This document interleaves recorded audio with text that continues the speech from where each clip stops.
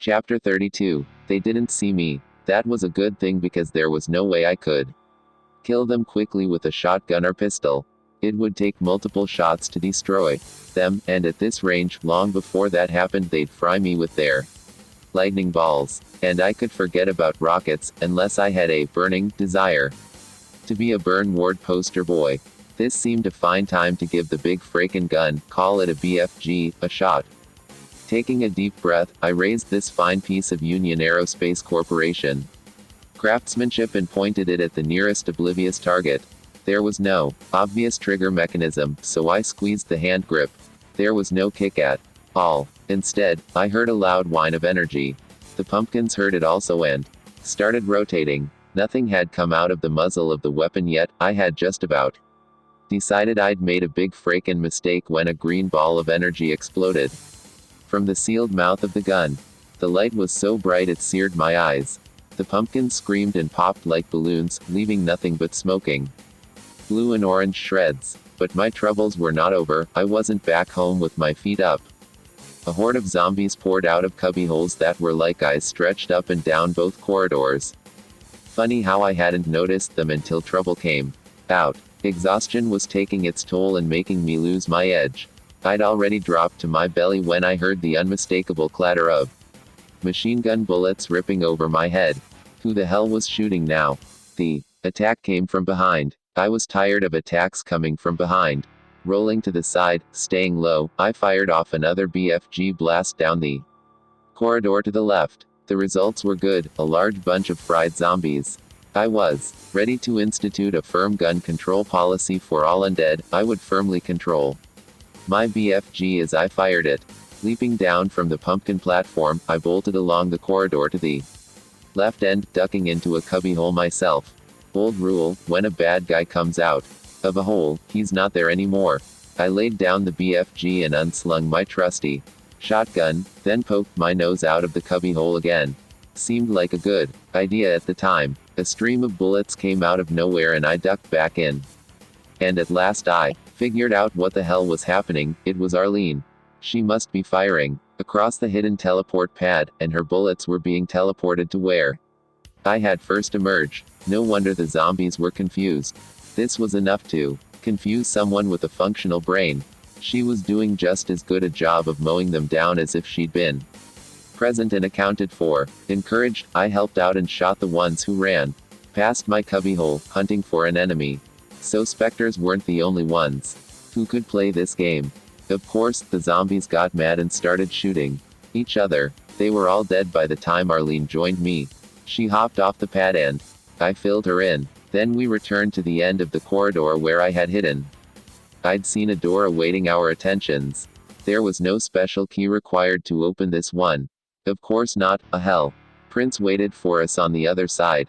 It had a blue key card in its mouth. We took it after making a fair trade. He got a whole bunch of rockets. I'm sure the Minotaur appreciated our generosity. Returning to the mouth of the corridor, we picked up Rich. We hadn't forgotten him. Rich never seemed to regret missing out on our repeated exterminations, although he acquitted himself admirably when backed into a corner, the perfect civilian. He'd have done well at Lexington and Concord, provided there wasn't a lot of running involved. The three of us trucked back across the courtyard to the locked door, and none of us was the least surprised when the key unlocked it. Inside was a single, ornate teleport pad. We blinked into existence in a vast room, a huge, open pit with a narrow catwalk running around the periphery. Our eyes watered from mist in the air. The place stank of boiled rock in the walls were the color of dried blood, and everywhere was the stench of sour lemons. This is it, Rich said, suddenly excited. This is the place where the spider, the mastermind, interrogated me. I'd been getting to the point of dismissing any differences in the hellish architecture. All the chambers seemed more and more identical. But they'd never tortured me, stringing me up to hang halfway between life and death. There was no doubting Rich's memory after what he'd been through. We heard a cacophony from below, as if a monster convention was being held under our noses. We dropped on our bellies, hugging the catwalk, and listened. I heard roaring, grunting, screaming, wheezing, howling, snuffling, and even a weird piping or whistling. Heavy thumping and thudding left no doubt that some of the big guys were down there. Didn't hear a steam demon, though. That was the only good news. If you want to see the Spider-Man, now's your chance, Rich whispered. Isn't it special invitation only? Arlene asked. I can't help it, I whispered. I'm a born gate crasher. She crawled to the edge. Pumpkins, hell princes, those crazy flying skulls. Did we ever get around to naming them? Arlene looked at me with a strange expression, as if I'd just missed something. Gee, how about flying skulls? Any objections? Shaking my head, I couldn't help but notice Hitch's expression. He probably thought our little name game the pinnacle of insanity. And Rich had a gift for it. Himself, he'd called our steam demon a cyberdude, and Spider-Man turned out to be a perfect description for the thing that chose that moment to make a big entrance. It was worse than all the rest. If I'd found the steam demon disgusting with its mixture of organic and mechanical, this completely alien it scuttling across the floor down below completely turned my stomach. Numerous mechanical legs supported a dome, housing a gigantic, gray, pulsing brain with a hideous, ersatz face formed in the center of the squishy gray matter itself, complete with eyes and teeth. It should have been funny, almost a cartoon, but there was nothing remotely humorous about the living incarnation of a nightmare. Its appearance was so unnerving that one could easily neglect taking inventory of the most important thing, its weapons. Even from this awkward angle it was easy to see that it came equipped with what looked like an ultra-speed Gatling gun, like a Vulcan cannon. There was little doubt that up close there'd be other unpleasant surprises. Listen, I hissed, suppose we can take this Spider-Man thing.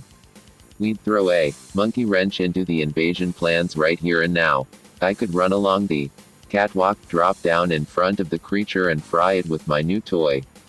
Too dangerous, Arlene said.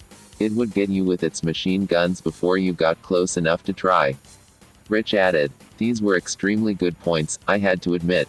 Rethinking the idea, I realized that even if I succeeded, I would be ripped to shreds by the throng of monsters surrounding the boss. Rich seemed to be reading my thoughts when he said, we should kill some of the other creatures so the Spider-Man won't have as much backup. Maybe this guy could make an honorary Marine after all. Creeping along the catwalk rim, peeking over the edge, we made slow progress. While finding a more advantageous position, Rich sneezed. I think he was allergic to monsters. The element of surprise blown, it was time to open fire and blow them away. Their reward for paying attention. Arlene and I worked through the rockets we'd scavenged from the steam demon chamber. Good distance and angle to use those little darlings. There had been so much noise already that plenty of the monsters farther away still hadn't noticed what was going on. They were partying down. Our primary goal was to keep the Spider-Man from noticing as long as inhumanly possible, so we never shot a rocket in its direction. We still had a lot of unanswered questions. How well did the brain hear? And were other creatures supposed to report back, and were they in constant communication, by radio or telepathy? We continued the slaughter. Rich was proving himself useful again, this time with his sig cow. Finally, the general run of monsters noticed that something was amiss. Some became agitated and began to run about, their roars more thoughtful. Attuned to the condition of the general community, communication, obviously. A few even attempted to apply what mentality they had to investigate the mysterious deaths of their comrades. Alas, the Spider-Man lived up to its name. It detected the trouble and began stomping around, trying to identify the source. But my respect for that great quantity of gray matter declined somewhat as the damned thing got frustrated and started blasting away at random, killing its troops. Rich crept over and offered more analysis. Corporal Taggart, call me Fly. Well, Fly, I've been thinking that the amount of energy required to actually move Dimos through hyperspace would be monumental. There's no way they could have snuck such a huge power generator onto Dimos through those fairly small gates. We're talking many terawatts, thousands of Hoover dams worth of power. Makes sense, I said. Arlene nodded, while continuing to hold down the fort. The most likely explanation is that the power is coming from an external source, he said, and they're beaming it in somehow. Rich, Arlene said, are you saying cut the power and end the invasion? Quote, for the first time since seeing the spawning bats, I began to think we might really have a chance. So long as they had power, they could produce an endless number of monsters in their damned cauldrons. It was time to cancel their service.